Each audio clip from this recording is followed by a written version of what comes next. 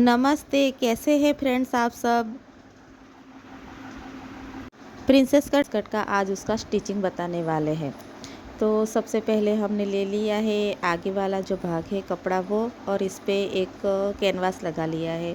जो गले का शेप आपको जैसा भी बनाना रहे वैसे ही आप कैनवास काट लीजिए और एक कपड़े पे उसे लगा दीजिए। उसे फोल्ड करके उसका मिडल ले लीजिए, और कपड़े पर भी जो हमारे आगे का भाग है ब्लाउज का उस पर भी आप मिडल ले लीजिए और उसको लगा दीजिए। कैनवास अगर मिडल सही रहेगा तो कैनवास भी सही ही आ जाएगा। इस तरह से आप सिलाई लगा के उसे अटैच कर लीजिए और बीच वाला जो हिस्सा है उसे कट कर लीजिए। छोटे छोटे कट लगाने के बाद आप उसको पलट दीजिए। पलट कर आप एक बार देख लीजिए कि आपका कैनवास सही से बैठ तो रहा है, कहीं झोल तो नहीं आ रहा है, या कहीं कट सही ना लगे हो तो ये कैनवास सही से बैठेगा नहीं। तो पहले वो आप चेक कर लीजिए। हमारा भी थोड़ा सा ऐसे ही हल्का ही लग रहा है, तो एक कट और हम लगा देंगे।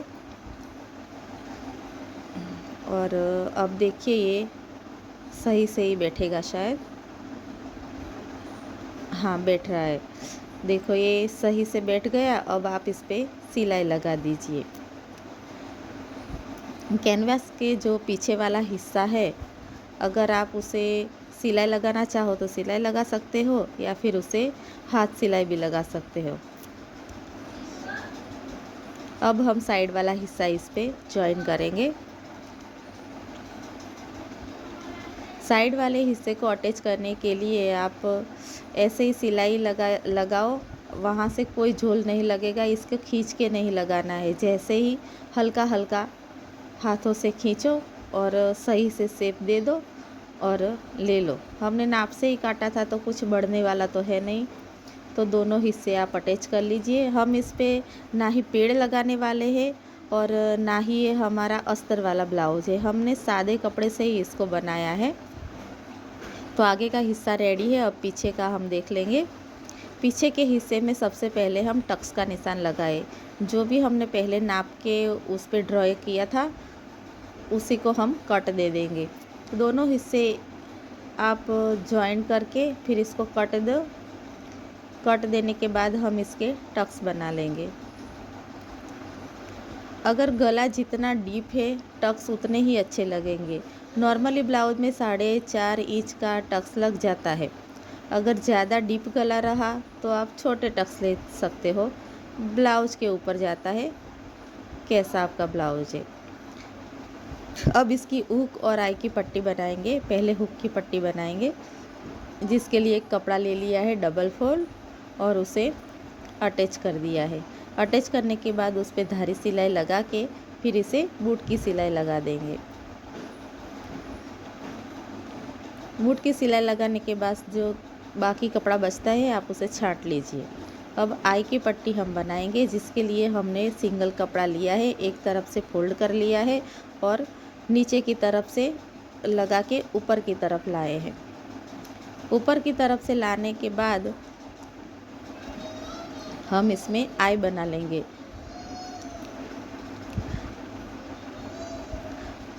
आई बनाने के लिए आपको पहले नाप लेना है कि कितने इंच का आपको आई बनाना है।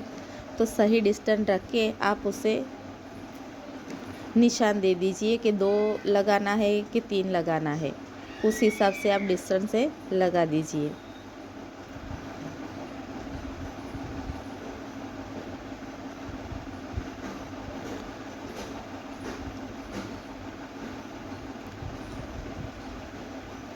हुक की पट्टी हमेशा ऊपर से लगा के नीचे की ओर फोल्ड करते हैं और आई की पट्टी नीचे से लगा के ऊपर की ओर फोल्ड करते हैं।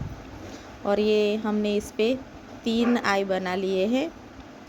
पीछे का जो हमारा गला है वो डीप है 10 इंच का, तो हमने इस पे 3 हुक लगाने हैं। 3 आई बना के है जो बाकी का कपड़ा है वो हमने छांट लिया है।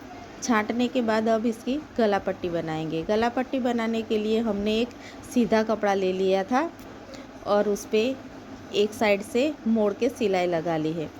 सिलाई लगाने के बाद अब हम इसको अटैच करेंगे।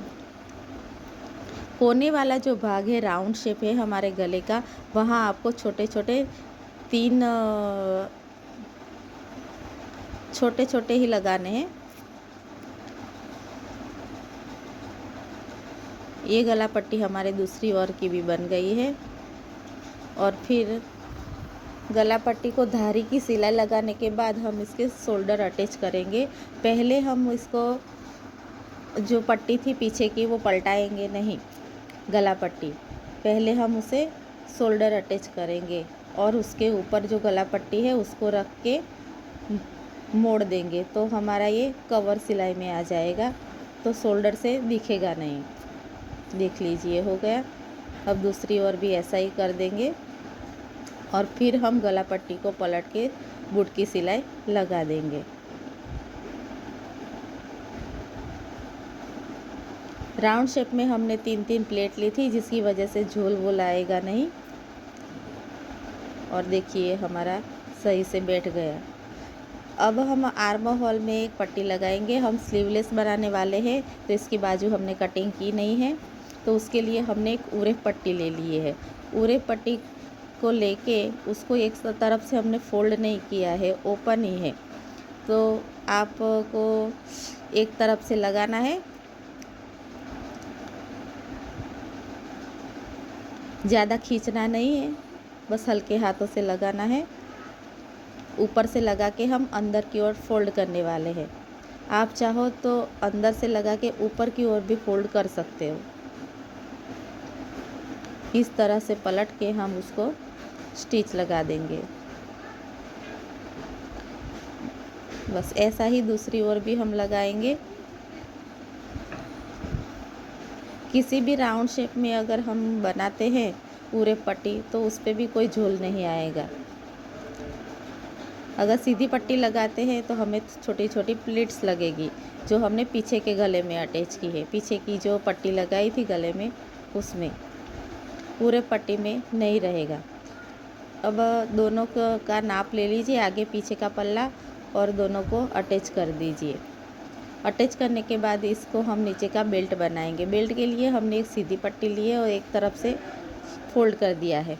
अब इसको सीधे की ओर हम लगाएंगे। सीधा हमारा ब्लाउज रहेगा और ऊपर से हम लगाएंगे।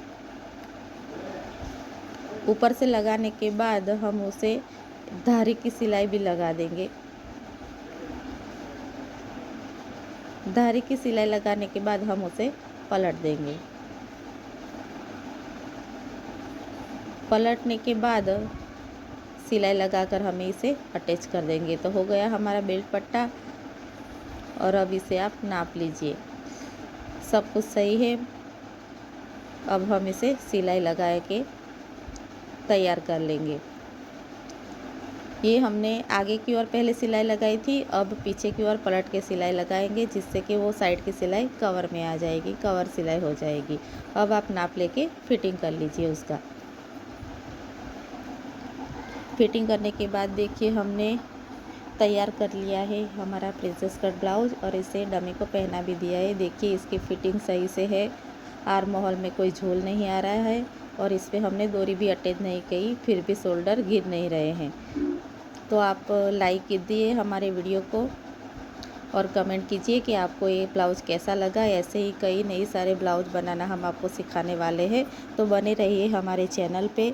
लाइक कर लीजिए, सब्सक्राइब कर लीजिए और कमेंट तो ज़रूर कीजिए कि कैसा लगा आपको ये ब्लाउज, कैसा आ रहा है हमारा फिटिंग।